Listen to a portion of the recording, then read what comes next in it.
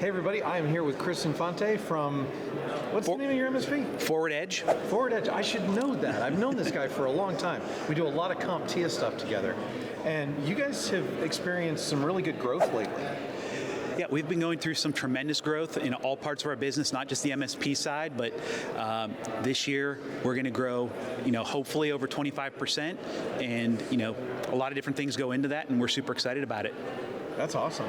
So what are some of the things that have led to that growth that you guys have implemented recently? Well, I don't even say it's even something we've implemented recently. I think it's a compounding effect of some of the things we've been working on over the years. And first off, we've got a fantastic executive team that we are very much in synergy with one another, all moving in the same direction. And we've got to focus on where we want to be and some goals set out on how we're going to get there. So everybody's rowing in that direction, which has really helped foster that growth. But a lot of it comes down to, really what we focus on the MSP side, our customers, right?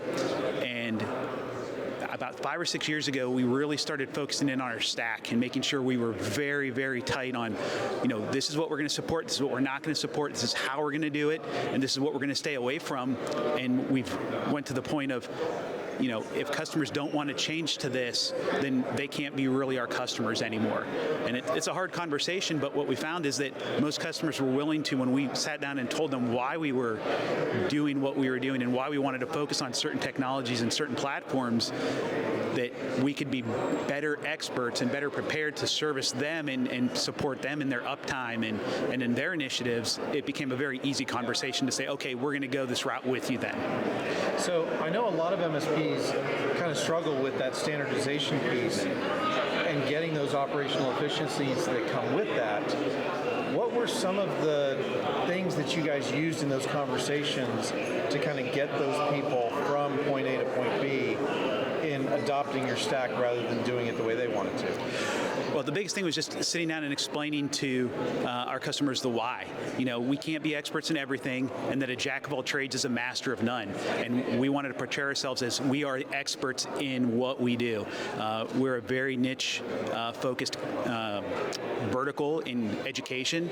So, we wanted to make sure we had the best technologies and the best people that knew those technologies inside and out to be able to support those customers and keep our SLAs and SLOs in check with that. So it also sounds like maybe this contributed to some better customer experience once it was implemented. Did your customers kind of comment on that, or have you seen NPS or CSAT scores come in that kind of lead you to know that your customers are actually happier in this situation? Yeah, absolutely. CSAT scores have been through the roof recently. We started tracking them very closely in the last year. We adopted EOS, for anybody familiar with the entrepreneurial operating system, and part of our scorecard for the MSP side of the business is looking at our CSAT score every week and making sure that if there's something below a certain threshold that we're IDSing that and making sure we understand why it was and what we can change in the future in our process to make sure that doesn't happen again. But not only on the customer side have we seen an improvement, I would say even on the employee side, the technicians, the engineers are much happier knowing that I only have to focus on one or two technologies as opposed to the infinite number that when you onboard a customer they have, and from the years of whatever other companies they've worked with have brought in and used to support that environment. Well, and that's another challenge when we're talking about onboarding a new client and bringing them into your stack and getting rid of all of the old. How much of a problem was that when you guys started to do this?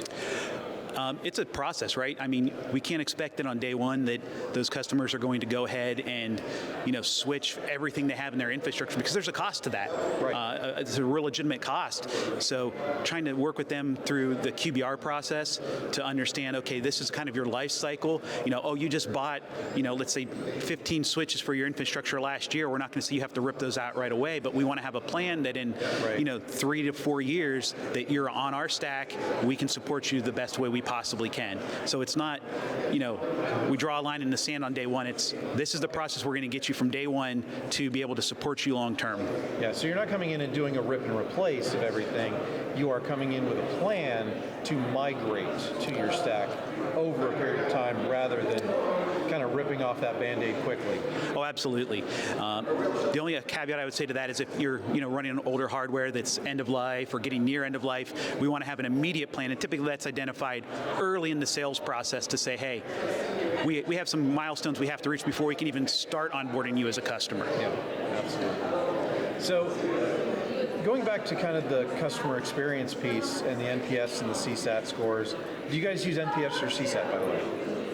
We actually use ConnectWise's CSAT that's built into the PSA platform. Okay. So I know a lot of people use like Smileback or a lot of these other platforms. We found that just the one that's built in, we have our own questions built that we've developed throughout the years, and we build right off of that and measure it through Cognition 360 for our reporting platform. The reason I ask is because the new report from Service Leadership just came out, and they're showing a correlation between NPS score, which, CSAT, whatever, customer satisfaction, however you're going to measure it, but correlation between that and profitability on service delivery, which I thought was, it's not something that is terribly weird. I think of it as that's something that I expect, but now there's actual numbers that show a drastic improvement of between a negative NPS score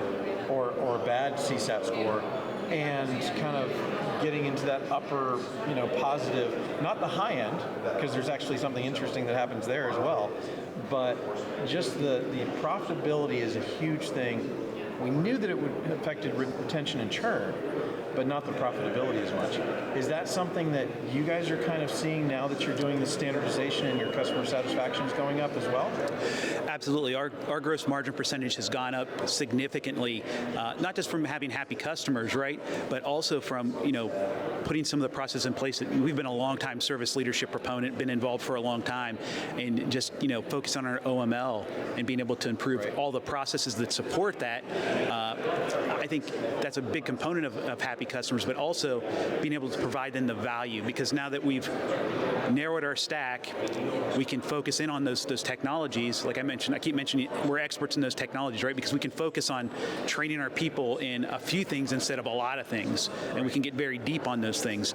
But being able to focus on those things has given us the ability then to provide a value and be able to explain our value during the sales process in a much better way than trying to say, oh, we're valuable because we do all these things. No, we're valuable because we do these things very, very well, and we have efficiencies in them.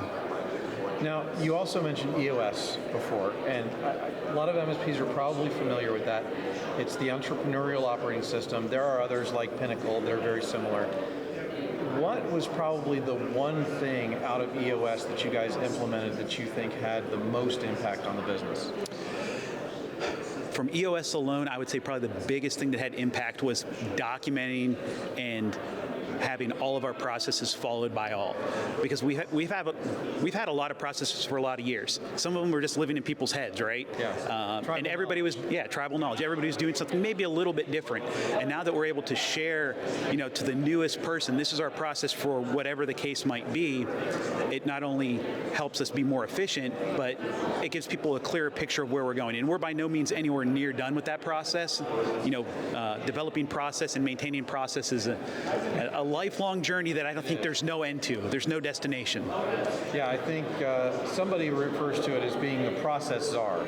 You need a process czar in your business to keep all of those processes updated and efficient. Absolutely. And then not only do you have to have the process, but you have to be able to train people on those processes. Yeah. So that's, I think, the big thing that we were missing is that, we had the process and we said, okay, it's over here, go figure it out. Yep. It's, having a training program in place, and we use several different apps to be able to do training on those. Well, Chris, thank you so much for sharing this today. So congratulations on, the growth that you guys have seen. And I'll see you at ChannelCon in August. Absolutely. I hope everybody, that's watching this shows up at ChannelCon. It's going to be a fantastic show. And I really appreciate the time with you today, Eric. Awesome. Thank you very much.